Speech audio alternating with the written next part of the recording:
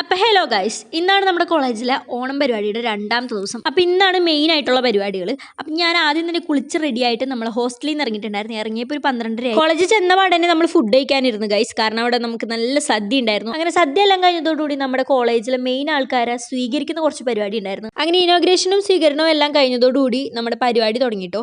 നമുക്ക് ആദ്യം തന്നെ ഡാൻസ് ആയിരുന്നു, നമ്മളും ഡാൻസ് കളിക്കാനുണ്ടായിരുന്നു. അങ്ങനെ എല്ലാവരുടെയും ഡാൻസും പാട്ടും എല്ലാം കഴിഞ്ഞ് കഴിഞ്ഞപ്പോഴാണ് നമ്മുടെ മെയിൻ പരിപാടി. അങ്ങനെ ഈ പരിപാടി കഴിഞ്ഞതോടുകൂടി അടുത്ത സെറ്റ് ആൾക്കാർ കയറി.